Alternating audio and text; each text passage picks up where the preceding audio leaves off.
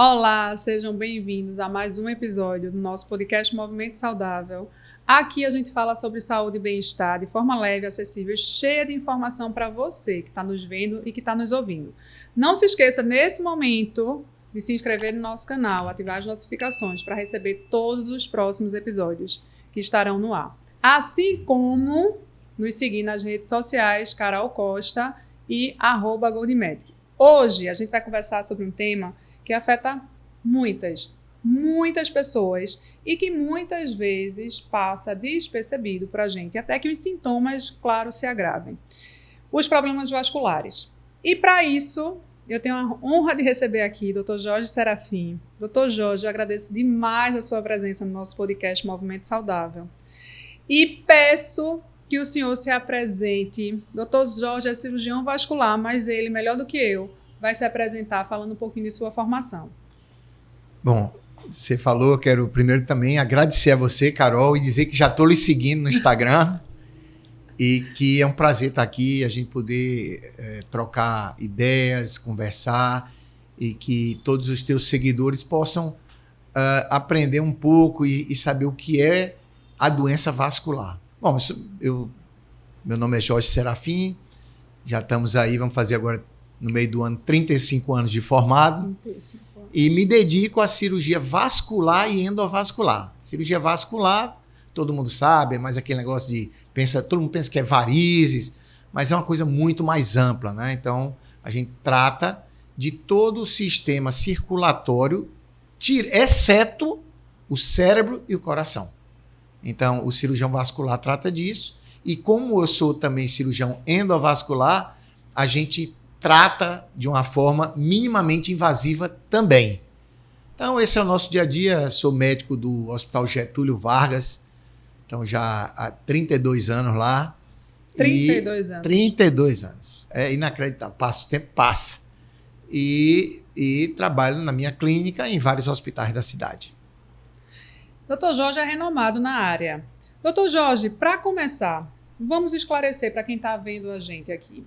O que exatamente é o sistema vascular e qual a sua importância para o funcionamento do nosso corpo?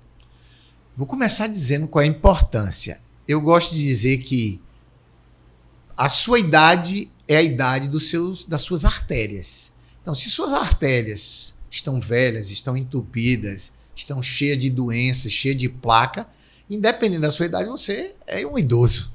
Se você envelhece saudavelmente e suas artérias estão limpas, tudo funcionando bem, então você é mais jovem, independente da sua idade, você não vai ter a idade que você tem. O que importa é a nossa idade fisiológica.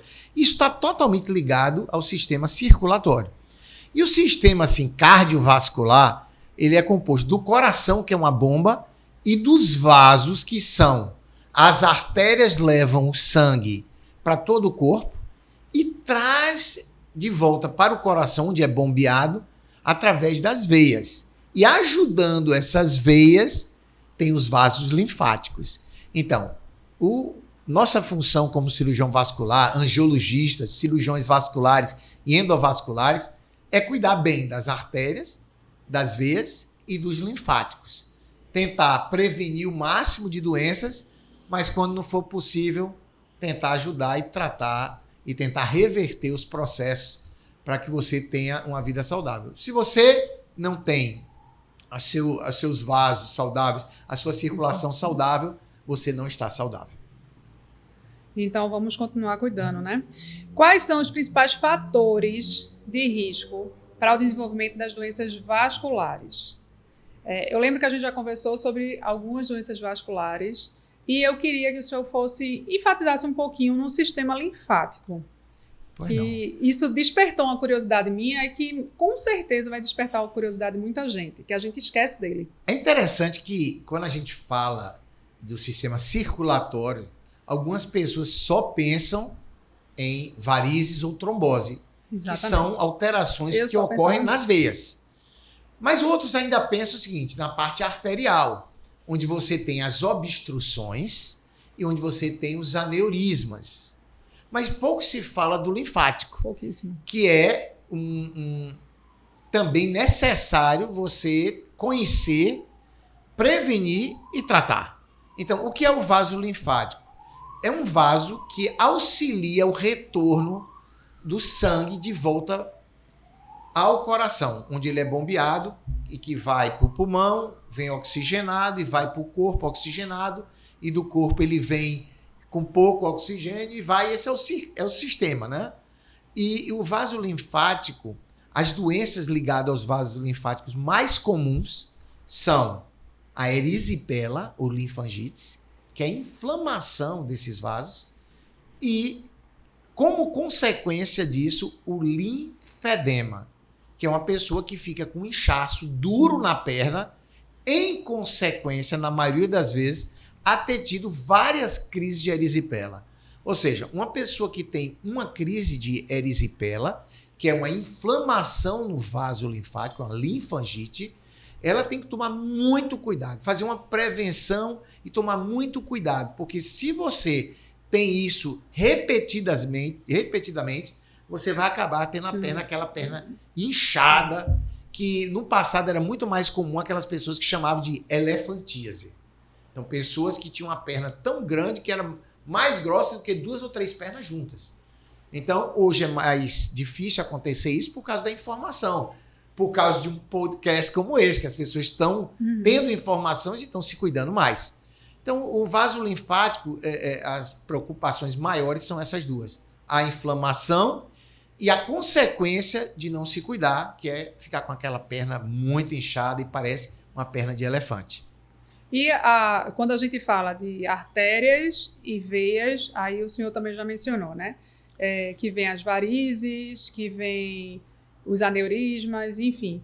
Traz um pouquinho para a gente, relata mais um pouquinho dessas doenças. A doença assim, mais comum do ponto de vista vascular são as varizes. São as varizes. Então, se você for para a população geral, se você pegar todas as mulheres de 30 anos, então você vai ver que uns 30% das mulheres têm varizes. Se você pegar as mulheres de 80 anos, você vai ver que 80% têm varizes. Mais ou menos, só para que a gente tenha ideia.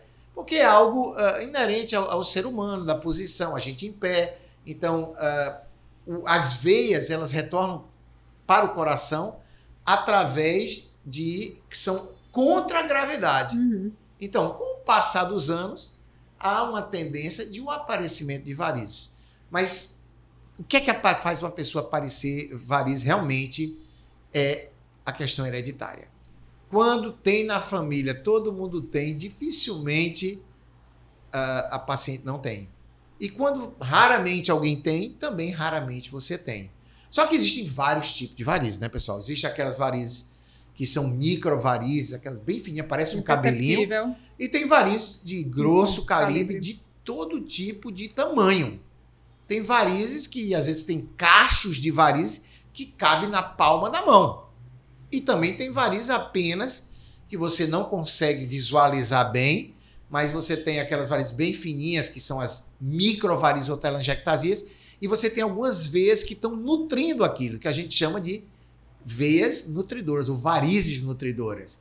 E quando você vai tratar, é necessário sempre uma avaliação de especialista e com os aparelhos necessários para que a gente possa avaliar da melhor forma, porque só dando o melhor diagnóstico é que a gente pode propor o melhor tratamento. O melhor tratamento. Mas como é que a gente faz? Pensando, eu vou focar bem no sistema linfático, porque realmente essa foi uma informação para mim muito valiosa, que poucas pessoas mencionam, né, sobre a doença do sistema linfático. O que é que a gente pode fazer no nosso dia a dia para prevenir? Aí eu falo das doenças do sistema vascular em geral, mas que focando um pouquinho nesse sistema linfático, a tal da erisipela, para a gente evitar que isso aconteça e a gente não tenha perna de elefante.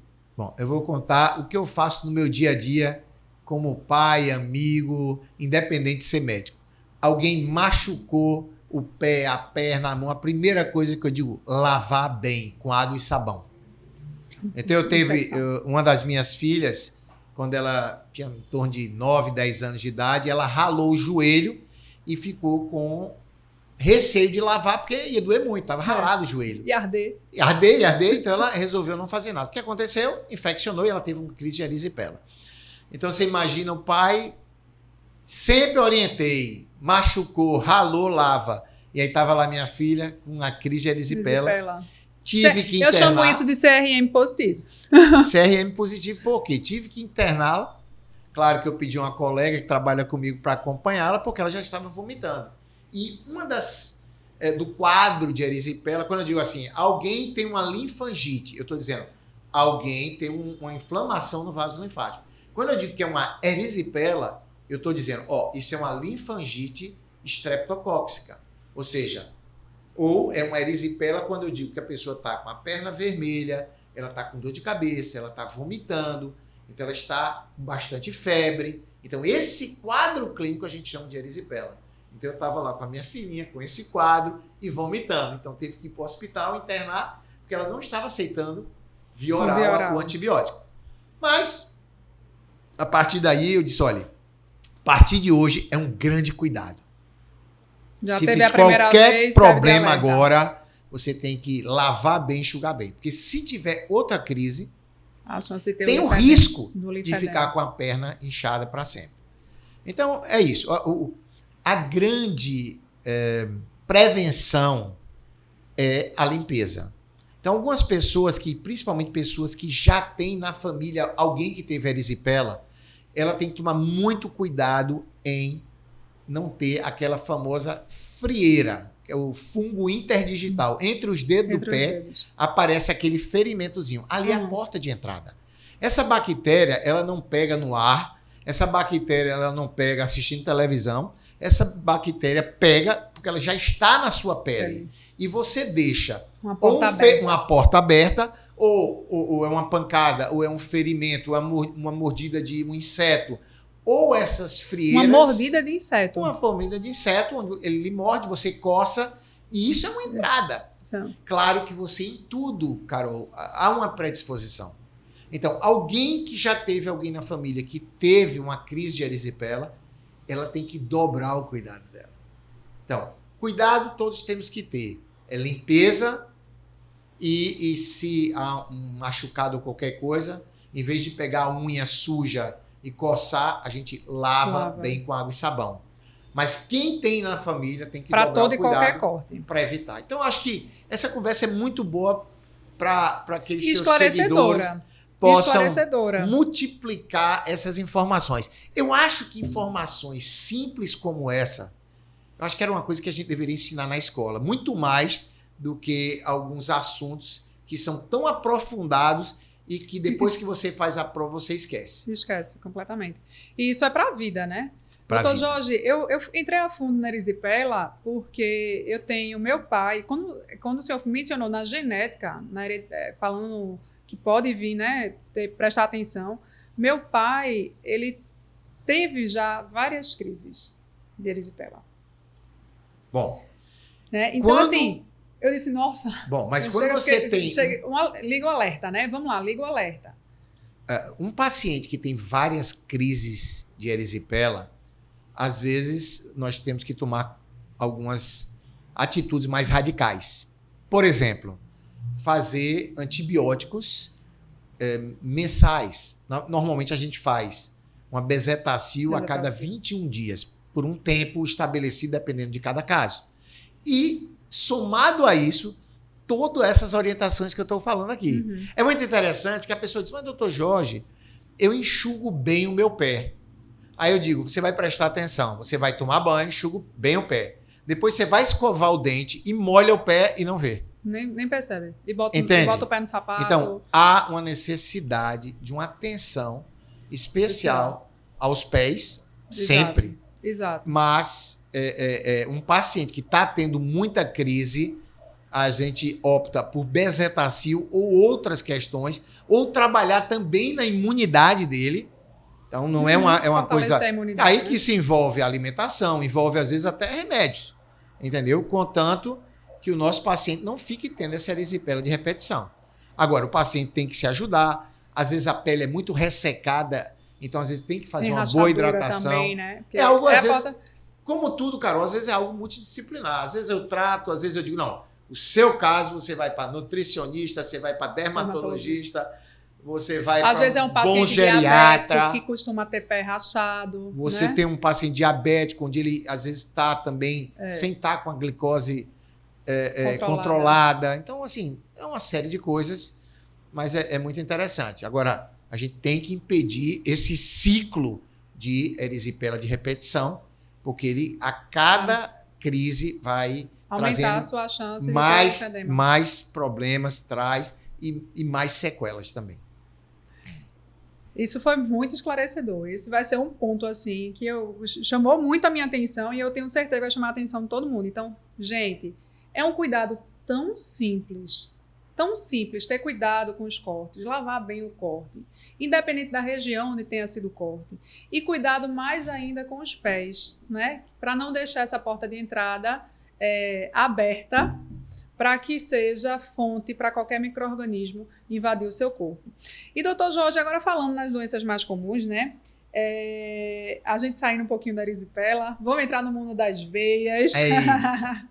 Quais são as principais patologias hoje vasculares, né? Que eu acredito que seja justamente voltado para as veias, que o senhor atende mais no seu consultório? Sem dúvida nenhuma, varizes. Varizes.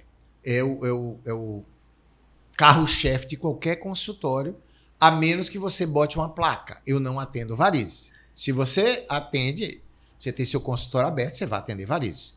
E vai sair quanto? Se eu boto essa placa, sai quantos % de atendimento? Bom, eu diria o seguinte, que é difícil dizer, né? Mas assim, com certeza metade dos pacientes que a gente atende são varizes. São varizes. E tem consultórios, tem colegas que se dedicam exclusivamente a isso. Aí é só isso. Entendeu? Nem marque para mim se não for varize. Então tem gente que é uma opção de vida. É a especialidade da especialidade. Porque é uma opção, por quê? Porque a patologia arterial, as doenças mais graves, elas às vezes exigem do médico um comprometimento de domingo a domingo. Então, isso não é uma coisa para todos. É uma coisa... são escolhas da vida. Mas, assim, entendendo que as varizes são as mais comuns.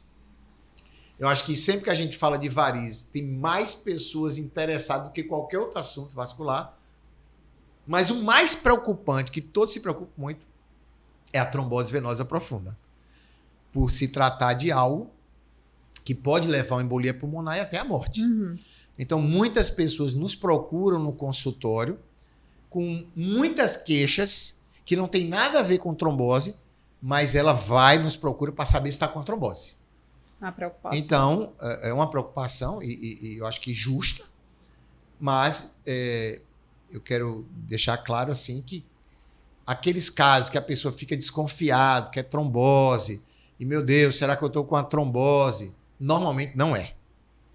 Então, mas uma pessoa que tem uma trombose, você tem que estar ou num pós-operatório, você operou o joelho, e aí a perna começou a doer e inchar. Você tem que ir no médico para ver se isso pode ter acontecido. Porque após qualquer cirurgia ou qualquer internamento onde você ficou acamado, pode desenvolver uma trombose venosa profunda. Então, são situações de risco e que você pode ser acometido. Sim. E tem condições. Essa é mais preocupante. É uma pessoa que está em casa, assistindo televisão, batendo papo e de repente a perna dói e incha. De repente. Mas é de repente ou tem algum fator que predispõe a isso? Os fatores veja só, uma pessoa para estar em casa, batendo papo e dar uma trombose, e ela não estava acamada, nem gripada, nem desidratada, nem foi depois de uma cirurgia, se isso é uma trombose, ela tem uma condição dentro dela. Ela não foi exposta a um fator. O fator está dentro dela. Na maioria das pessoas, até 40 anos, não quer dizer que não abranja mais idades, quando você tem uma trombose sem causa aparente, geralmente você tem uma trombofilia, que é uma tendência de coagular os vasos. Então, geralmente, a gente acompanha junto com o hematologista. Pessoas acima de 40 anos também podem ter trombofilia, mas caso alguém tenha uma trombose venosa profunda e não seja por nada disso que eu falei, tenha mais de 40 anos, é necessário uma investigação oncológica. Sempre a gente encaminha para um oncologista. Porque às vezes é o primeiro sinal de um câncer. É uma trombose. Porque esses cânceres, eles geram no paciente uma condição pró-trombótica. Então, a trombose, ela tem que ter uma causa. Há muitos anos atrás, muitos anos, logo que eu me formei, a gente dizia, uma trombose sem causa aparente. Hoje a gente faz, trombose sem causa aparente, vamos investigar. Então, às vezes, alguns pacientes me procuram, já tiveram trombose sem causa aparente e não foram investigados. Então, isso a gente não pode cometer essa falha. Então, qualquer médico pode encaminhar e qualquer paciente, qualquer pessoa que esteja nos ouvindo, se teve uma trombose e nunca foi investigada a causa, nós temos que ter uma resposta. Às vezes, a gente não encontra a resposta. Por quê? Porque talvez a gente ainda não tenha descoberto a causa. A medicina ainda não chegou lá. Mas a tendência... Mas a grande maioria das vezes... A grande maioria, a gente chega ao motivo, a etiologia Geralmente, a trombose, quais são as principais causas? Bom, as principais causas é exatamente isso assim que eu estou falando para vocês. Porque fala-se muito mulher, fala-se muito do anticoncepcional. Vamos lá. O anticoncepcional, hoje em dia, é uma causa, mas é uma causa da seguinte forma. É um copo que está cheio d'água e entrou o último pingo. Então, não é o pingo. Não. Porque os anticoncepcionais hoje, eles são de baixa dosagem de estrógenos. Então, são muito poucos trombóticos. Então, eu tenho que partir mais para investigação de trombofilia. Qualquer paciente que me procura e a única causa é o uso de anticoncepcional, claro que eu levo em consideração, mas ela vai ser totalmente muito bem investigada. Eu não fecho ali, foi o anticoncepcional e está resolvido. Não. Nós vamos fazer uma investigação profunda sobre isso. E, como eu falei, depois de qualquer cirurgia ou de qualquer internamento, e também doenças inflamatórias. Por exemplo, algumas pessoas têm uma trombose e não foi depois de cirurgia nem nada, mas ela estava numa crise aguda de reumatismo. Então, isso pode ser uma causa. Então, cada vez a gente vai investigar essas pessoas para tentar ver por que ela desenvolveu uma trombose venosa e, consequentemente, uma embolia pulmonar. Até porque trombose venosa e embolia pulmonar, na minha opinião, é uma entidade só. Só que, às vezes, a embolia passa desapercebido e, às vezes, a trombose passa desapercebida também, sem nenhum tipo de sequela. Eu digo, só para vocês terem uma ideia, depois de qualquer cirurgia, 70% das pessoas têm embolia pulmonar e 80% trombose assintomática, não sente. Mas essas assintomáticas não nos preocupam. Mas nos alertam para, sempre que a gente está numa situação de risco, tomar todos os cuidados necessários. Tanto cuidados mecânicos, como cuidados medicamentosos que a gente lança a mão. E hoje em dia a gente ainda tem a facilidade de, em muitas cirurgias e condições, os pacientes vão para casa e a gente consegue continuar sem ter que anticoagular, sem ter que fazer uma dosagem grande do remédio, fazer uma dosagem baixa de prevenção estendida. Então, hoje a gente vive um bom momento, tanto de prevenção, como de tratamento, como de conhecimento dessas tromboses. Para controlar esses fatores, né, que podem acontecer e culminar na trombose.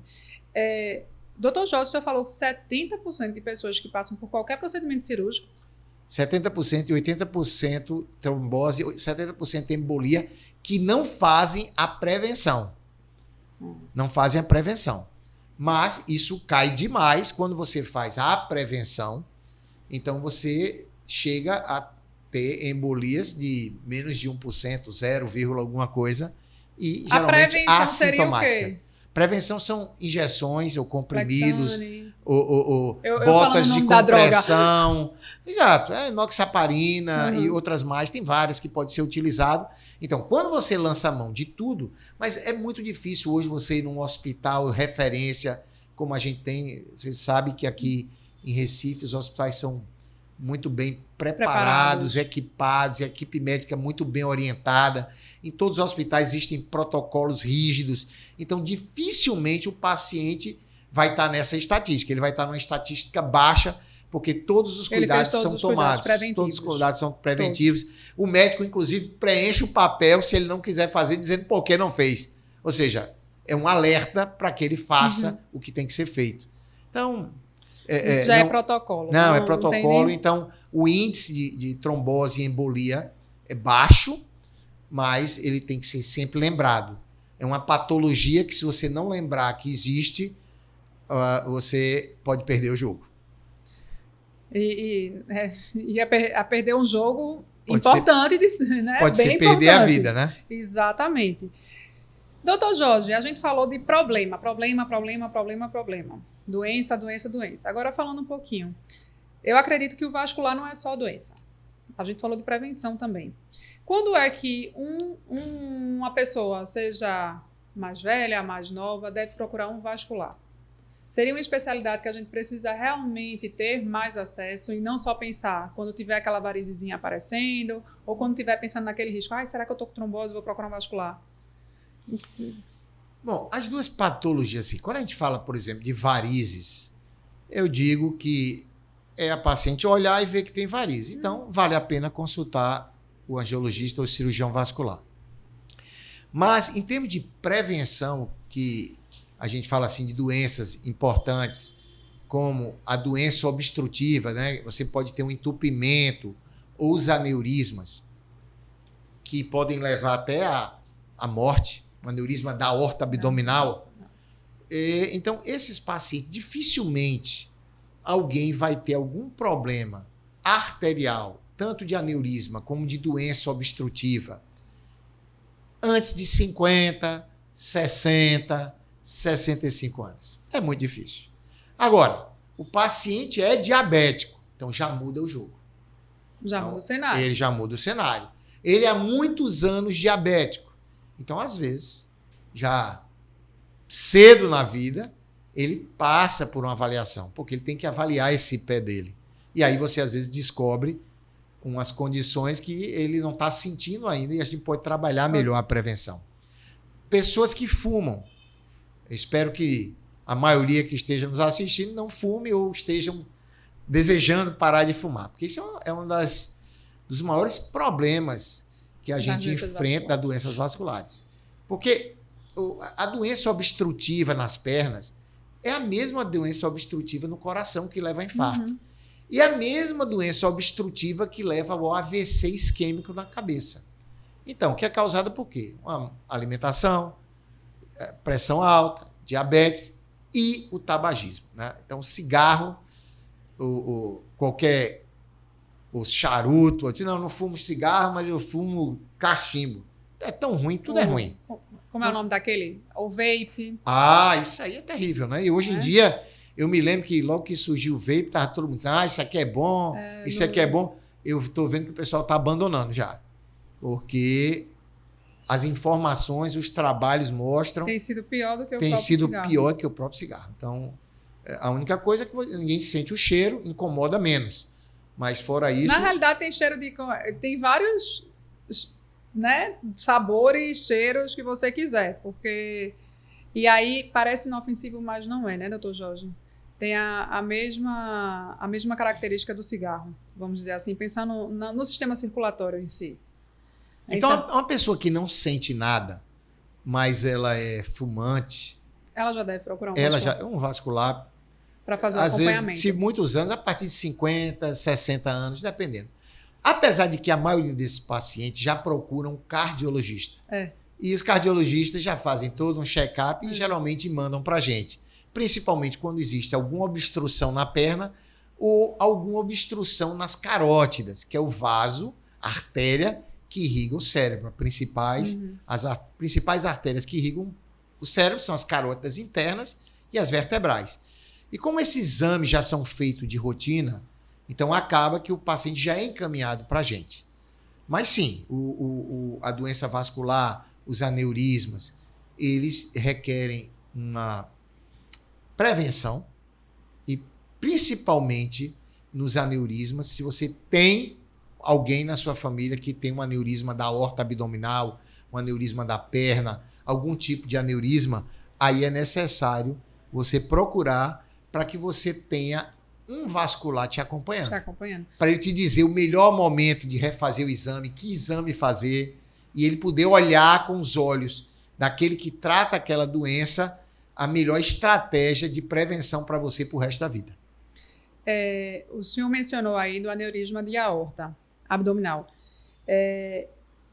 E falou da genética, né, da hereditariedade. Mas eu já ouvi falar também que o homem tem uma predisposição muito maior de ter do que a mulher. É verdade isso? Perfeito. Quando eu falo, por exemplo, o pai teve um aneurisma, então eu digo, chamo a família e digo, por favor, avisem aos irmãos desse cidadão, aos filhos desse cidadão, aos sobrinhos, que tenham uma atenção especial. Vão fazer um rastreamento e saibam que você potencialmente podem ter um aneurisma. E o aneurisma é muito bem tratado antes dele romper. Quando ele rompe, a chance de reversão, de mortalidade, a chance do paciente morrer é muito maior. É acima de 90%. Quando ele rompe.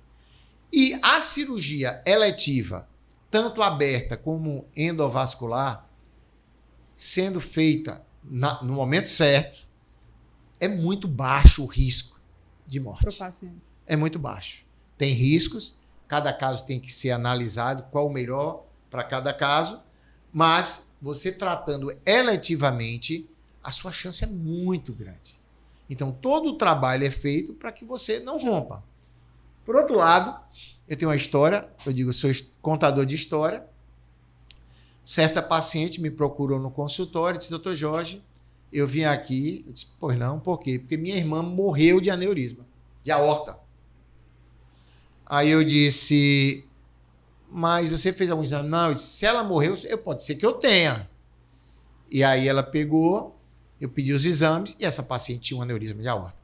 E é interessante que essa paciente, eu fiz todo o pré-operatório e eu ainda não tinha marcado a cirurgia e ela rompeu num sábado de meio-dia.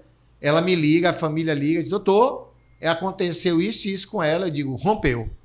Tá onde? Estamos indo para o hospital. Eu disse, estou indo para aí, nós conseguimos salvar a vida dela. E é interessante, mulher, e ela teve a percepção. Ela não assistiu esse podcast. Ela não assistiu. E ela teve a percepção que se alguém da família dela tinha, que ela poderia ter. Era uma senhora, não me lembro que idade ela tinha, perto de 70 anos, e a irmã nessa idade tinha falecido de uma ruptura de aneurisma. Então, eu acho que... Por mais que o alerta seja para os homens... Por mais que o alerta seja para os homens, a genética é muito forte nos aneurismas. Mas você, sendo mulher, você pode pensar, provavelmente eu não vou ter. Mas cautela. É melhor não arriscar. Cautela. E aí, se você tem a genética forte e ainda não ajuda, como é que você não ajuda? Não se alimentando de forma saudável, de forma equilibrada, não praticando atividade física, fumando, bebendo. Aí a chance vai aumentando. O degrauzinho ele vai aumentando para você atingir, né? Não vou chamar de objetivo, mas para você atingir esse ápice de chegar nesse ponto. No caso dos aneurismas, o grande vilão que colabora com essa hereditariedade é o cigarro. É o cigarro. O pior Inclusive, até interessante... O pior de todos é o cigarro. Nesse caso de aneurisma, é até interessante que você vê estatisticamente o diabético tem menos aneurisma do que o não diabético. É como se fosse uma proteção. Aí ninguém sabe explicar por quê. Alguns acham que é por causa das medicações que tomam. Enfim, ainda não está bem estabelecido. Não está bem estabelecido. Tem teorias, mas é interessante. Mas o cigarro, sim. E o DPOC, que é a consequência de quem fuma. Então, você vai ficar com obstrução na respiração e com dificuldade de respirar. E essa duplinha, junto com a genética, é preocupante para quem já tem na família uma tendência a aneurismas. E quando a genética tem várias pessoas, mais cautela ainda, né? Mais cautela. Muito mais cautela. Então, a gente fala de prevenção, a gente fala como é importante a gente manter a saúde dos nossos vasos E muitas vezes você acha que tem 40 anos, mas você, dependendo dos seus vasos, você pode, e do seu estilo de vida, pode ter 50, 60 ou 20 anos. Né? Depende da forma como você cuida do seu corpo. Isso tudo é sobre o que você faz com o seu corpo no dia a dia, na sua rotina. Não é, doutor Jorge? No final das Concordo contas, plenamente. no final das contas, a prevenção continua sendo o que a gente martela tanto. É a gente cuidar da nossa saúde, praticar atividade física, manter uma alimentação equilibrada em quantidade, qualidade e variedade, dormir bem, porque dormir bem alivia o estresse também. Atividade física também alivia o estresse. Enfim, são várias condições que você pode se prevenir para não ter nenhuma dessas doenças que a gente está falando aqui. Mas se tiver, tem como a gente reverter o cenário. Né? Com certeza. Como a gente tanto atuar na forma se aconteceu, como prevenindo para que não ocorra mais. Doutor Jorge, a gente está falando de prevenção. Se eu quiser, Carol, eu quero manter uma boa circulação e evitar problemas futuros. Os hábitos são exatamente isso que eu acabei de falar? Exatamente. Sem tirar nem pôr? Sem tirar nem pôr. Atividade física é fundamental. Alimentação, sempre falo, né? Você é aquilo que você come. Então a gente tem que tomar muito cuidado, porque a hipertensão, a obesidade, a diabetes, então isso aí tudo vai levando alterações nos vasos que depois não tem mais o que fazer. Você vai tratar. Né? Então, você é diabético, o que é que você faz? Vai morrer? Não. Você controla. Então, uma pessoa que controla a diabetes, ela tem uma vida praticamente como se fosse não diabético. Você toma um antihipertensivo e muda seus hábitos, tem uma alimentação, mesmo que você seja um hipertenso e toma uma baixa dose, a sua pressão vai estar normal a vida toda. Claro, você tem os efeitos, todo remédio tem efeito tóxico, mas às vezes é algo que o seu organismo se adapta e não vai te trazer esse problema. Então, eu me preocupo às vezes que o paciente ele acha, porque está com um problema na circulação, ou está hipertenso, está diabético, tudo acabou. Não. Há uma chance de reversão. E essa questão eu acho que tem que ser muito levada em consideração e que o exercício, a alimentação ajuda, é o controle do peso. Então, não é que todo mundo agora tem que ser malhado, forte, academia, músculo, fazendo... Não é isso. Mas existe um mínimo que a gente tem que fazer por a gente, né? Então, eu estou muito satisfeito que nos últimos 10 meses eu perdi 10 quilos. Eu ia falar isso agora, né? Perdi 10 quilos, estou muito satisfeito e estou buscando ainda melhorar mais, tudo que eu posso. Estou com os projetos de... É porque a vida está muito agitada, são as nossas desculpas. São as bengalas que a gente fica utilizando para não fazer o que tem que ser feito. O que você tem que fazer? O que é que você tem que fazer? Você tem que fazer o que é primeiro, o que é segundo. Então, o que acontece é que a gente deixa, geralmente, por último, algumas coisas. E a atividade física é uma coisa interessante. Estava aí no bloco cirúrgico a semana passada e um médico falou, e aí depois eu concordei, o outro entrou na história e disse, todo mundo ficou rindo. Porque diz assim... A gente está com a vida fazendo atividade física, alimentação, e trabalhando e tudo. Fazendo tua vida, tendo tua vida profissional, familiar, espiritual. Você está cuidando de tudo. E, de repente, está faltando tempo. Você está sem tempo para fazer alguma coisa. O primeiro sacrificado é a atividade física. É a atividade física. A gente ficou rindo, todo mundo. É a atividade física. Porque é um compromisso de você com você mesmo. Você não tá... Não envolve terceiros. Não envolve terceiros. Então, a primeira coisa que você faz é cortar a atividade física. E até porque você não tem como cortar as outras coisas. Aí você corta a atividade física. Porque provavelmente as outras coisas envolvem terceiros. Mas o que não é bom, porque hoje a gente entende que essa parte muscular é muito importante. É muito importante. Então, a gente vê algumas pessoas que estão ficando idosas e não conseguem andar porque não tem músculo. Não consegue e às vezes ficam acamadas e depois de um tempo, para recuperar isso é muito difícil, porque muito praticamente é pele e osso, os músculos já foram todos. Então, com esse entendimento que nós temos hoje, se é possível, a gente tem que ter muita força de vontade, muita determinação e não abrir mão de se cuidar. Já uma vez eu vi um trabalho científico que mostrava o seguinte: o tempo que você não usa para se cuidar é o tempo que você vai usar. Esse tempo você vai usar em fisioterapias, em consultórios médicos e internamentos. Dizendo, trocando em miúdos, todo exercício, aquele tempo que você tinha para fazer os exercícios e sua atividade física, se cuidar, se você não usar para você como uma prevenção, você vai usar para você, para se tratar. Ou seja, esse tempo não é teu. Ou eu acho isso muito interessante. Tempo para cuidar da sua saúde, ou você vai arrumar tempo de todo jeito para cuidar da doença. Bom, eu acho que você A tocou escolha é nos sua. miúdos muito melhor e fácil de entender. Não é escolha. Você tem um tempo Você que vai ser para a saúde ou para a doença. Você quer qual? Vai escolher qual? Qual é o caminho que você vai escolher? É isso mesmo. Eu escolheria da saúde. Agora eu fiquei curiosa, doutor Jorge. O que foi que despertou há 10 meses atrás para o senhor dar essa virada de chave e... Não, eu vou perder peso, vou perder... E chegou a perder os 10 quilos, né? Hoje, mas que...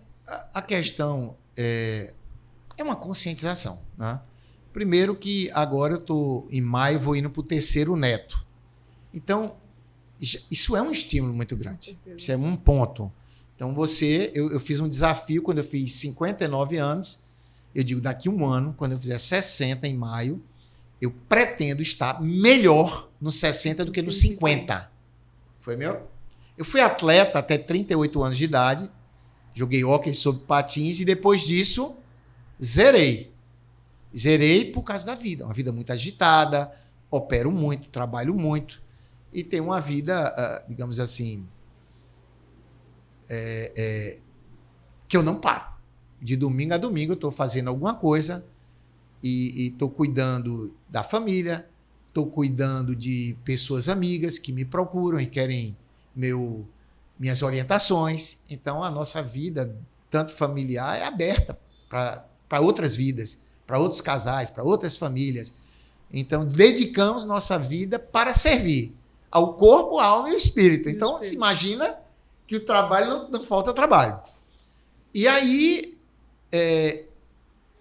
diabético, hipertenso, controlado, mas eu estava notando que eu não estava dormindo bem. E eu cheguei, eu disse, meu amigo, eu tenho que dar uma mudança de chave. E aí, procurei um endocrinologista e agora estou aqui. Não sou o melhor paciente do mundo, eu me considero melhor médico do que paciente, mas continuo determinado, focado em cada dia cuidar mais do meu corpo, trabalhar essa parte de atividade física que eu fiz um bocado, mas estou faltoso nesse momento por causa... Mas eu estou assim, muito focado em organizar algumas coisas na minha vida. Por exemplo, hoje eu sou o diretor científico da sociedade. Então, isso me torra o juízo, às vezes. Porque eu estou livre, mas eu estou pensando nisso. Eu estou fazendo, projetando. E aí eu acho que tenho que dar uma pausa nessas coisas, diminuir um pouco para focar nessa parte de cuidar mais de mim. Mais do meu físico. Cuido muito bem da minha parte espiritual e emocional. Mas aí, no final, como eu te disse, eu faço tudo profissionalmente, como pai, como filho, como irmão, como tudo, mas aí deixo o exercício físico em segundo plano. E eu quero dizer que eu já fiz várias vezes, já tentei, fiz um bocado de tempo, mas acaba que quando muda o cenário, aparecem outras coisas, é o primeiro que eu largo. Então, o encontro pernambucano agora em maio. Então, toda hora eu estou pensando nisso. Então, o tempo que eu não estou fazendo, tudo isso que eu estou fazendo, eu estou pensando no encontro, ligando para pessoas, fazendo contatos e projetando que nós vamos ter o melhor encontro pernambucano de todos os tempos. Sem dúvida. Que é o nosso 30º encontro, que a sociedade aqui de Pernambuco é uma sociedade muito forte, a cirurgia vascular aqui, reconhecida em todo o país. Vai ser no novo centro de convenções ali. No Recife lindo, antigo, tá muito bacana. E estamos organizando um evento inesquecível. E será. Amém. E será. Amém. Agora uma pergunta. O senhor passou a dormir melhor depois que começou a perder peso? Eu não estou nem acreditando que eu durmo que quando eu abro o olho, eu acordei. Eu disse, meu Deus do céu, eu sonho a noite toda. Antes eu não estava sonhando Veja, mais. gente. Eu não estava sonhando não tem pra onde mais. correr. E o que é que... Mas como é legal isso? Então, várias pessoas em minha volta começaram a abraçar a mesma causa. A mesma causa. Então, como é importante, pessoal, a gente tomar algumas decisões na nossa vida. A gente entendeu? influencia. A gente influencia. A gente, Influencia. com o nosso exemplo. Às vezes a gente quer ensinar, às vezes a gente chega assim, quer ensinar o paciente. Hoje eu chego para o paciente, você tem que emagrecer, porque eu emagreci. O paciente já sai todo instigado. Quando eu estava mais gordo, eu já cheguei... Mostrando que é possível. Não, eu tô com 82 quilos, já cheguei a 107 quilos. Então você imagina 107. Alguém extremamente gordo, diz, olha, você tem que emagrecer, o paciente. Olha assim, doutor, como é que faz isso? Ele não acredita muito, né? Eu digo, ó, faça o que eu faço, o que eu fiz deu certo. Então, o senhor é uma experiência viva que dá certo. Exatamente. E outra, a frase que eu resumi em miúdos é: ou o senhor arruma tempo para cuidar da sua saúde, ou se, por exemplo, nesse meio tempo que o senhor está organizando um pernambucano chegando aí, a doença aparecesse, não ia ter que parar? Tem que parar. Não ia ter que parar tudo? Porque a gente não escolhe quando adoece, não é a gente que escolhe. Não. Né? Então a gente tem que se cuidar. Olha o puxão de orelha que eu estou dando aqui. O podcast eu estou dando até puxão de orelha em Dr. Jorge. Já pensou? Não, tem que se cuidar. E assim, o senhor acabou de dizer, o senhor inspira, o senhor é exemplo. O senhor está ali lidando, falando para as pessoas que precisam praticar atividade física, se alimentar bem, dormir melhor. Porque isso tudo é uma coisa puxa outra. E viveu a experiência de como é que isso funciona no seu corpo. Então, mais do que falar, o senhor tem propriedade, experiência, vivenciou isso. Você consegue dormir menos e descansar mais. Porque o sono é profundo. Não é Ninguém a mesma acredita coisa. que eu viro o rosto e apago. Ninguém acredita nisso, mas A atividade física e toda essa construção de bons hábitos realmente leva para o seu corpo ficar melhor, né? Perfeito. Que bom conhecer até um pouquinho mais do Dr. Jorge hoje, de como é que foi esse processo de perda desses 10 quilos. Vamos acompanhar qual é a meta? Eu não coloquei. É interessante o seguinte. Colocar meta. Às vezes as pessoas colocam metas inatingíveis, não vou comer nada. Eu simplesmente estou mudando, né? Mudou totalmente. Claro, estou com acompanhamento médico, mas eu estou focado. Eu não estou preocupado em perder 10 quilos em 2 meses. Não. Eu quero perder 12 em 12 meses, ou 15 em 2 anos. Mas eu quero depois manter isso. Que o grande problema é você conseguir manter a manutenção. É a manutenção. Então, se você, através de medicamentos ou não, atividade física ou não, alimentação ou não, se você perde o peso, o que vai sobrar foram as coisas que você mudou. Exatamente. A mudança do teu estilo de vida, das tuas decisões, é que vai fazer a diferença se você vai se manter assim. E o que vale é se manter assim. Exatamente. Por muitos anos. É que esses hábitos, esses bons hábitos, eles permaneçam por anos e anos e anos. Na verdade, eles nunca deveriam sumir, né? Dr. Jorge, hoje foi uma conversa bem profunda, né? A gente saiu do profissional, foi para o lado pessoal. A conversa realmente, a parte do sistema linfático, a erisipela, mais precisamente que a gente mencionou aqui, que eu particularmente, novamente, apesar de ser da área de saúde, eu pouco vejo se falar da erisipela, né? Do cuidado que a gente deve ter, né? Com principalmente os nossos pés, que é a nossa porta de entrada. Para finalizar, doutor Jorge, qual é a mensagem que o senhor quer deixar aqui para os nossos ouvintes, para quem está nos vendo nesse podcast?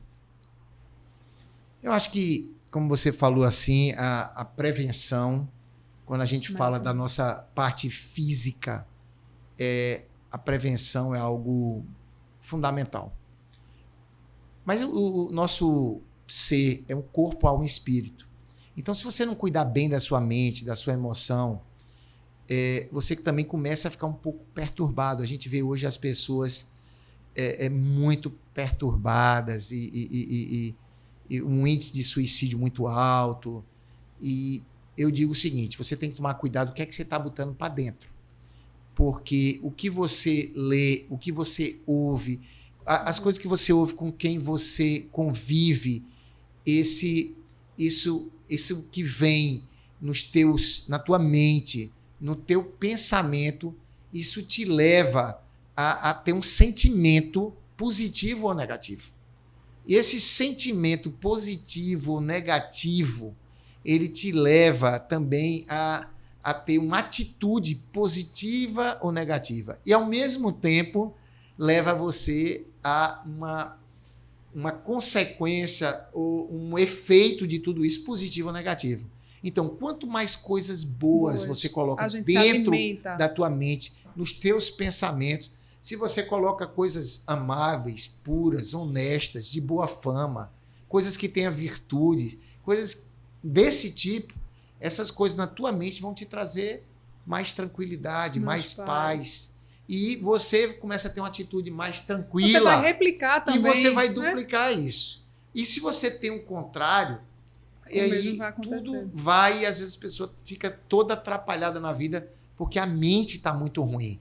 E tudo isso está ligado também à parte espiritual, que eu acho que a gente vê quando a gente se abre um pouco mais para os ensinamentos de Cristo, a gente também fica com, vamos dizer assim, com paz com Deus e paz consigo mesmo. E essa paz de espírito faz muita diferença na nossa vida. No tempo de hoje também, quando a gente vai envelhecendo. A gente vai envelhecendo, mas a gente vai envelhecendo sem estar murmurando, sem estar reclamando, curtindo cada momento e com esperança nas palavras de vida eterna. E eu acho que essa mensagem eu gosto de dar. Eu sei que nem todo mundo gosta de receber, porque todo mundo acha que tem a verdade, mas eu deixo essa mensagem. Vou citar uma palavra das Escrituras que diz: conhecereis a verdade e a verdade vos libertará. A gente precisa dessa libertação, a gente precisa estar bem, mas a gente tem que conhecer a verdade, que é Jesus. Muito obrigado. Amém. E eu estou aqui à sua disposição qualquer dia, qualquer hora. E eu me emocionando aqui novamente. Doutor Jorge, eu quero agradecer, né, o senhor. O bate-papo, assim, teve esse auge agora. Realmente, a gente precisa alimentar nosso espírito cada vez mais. Quando a gente fala de alimentar, não é só comida propriamente dita, né? Tudo que está em nossa volta, tudo que a gente vê, tudo que a gente ouve, como o doutor Jorge bem disse aqui. E para quem quiser saber mais sobre o Dr. Jorge, gente, segue Dr. Jorge aqui nas redes sociais, que você vai pegar várias dicas como essas que a gente trouxe aqui nesse podcast, que foi enriquecedor, sem sombra de dúvidas. Também segue meu Instagram, Carol Costa, segue o Instagram da Gold Medic, e segue a gente também no YouTube, Movimento Saudável, para você não só ter acesso a esse episódio, como ter acesso a todos os outros episódios que a gente já gravou. Certo? Então compartilha também esse episódio com o Dr. Jorge. Foi simplesmente incrível. Obrigada demais, Dr. Jorge. Um abraço.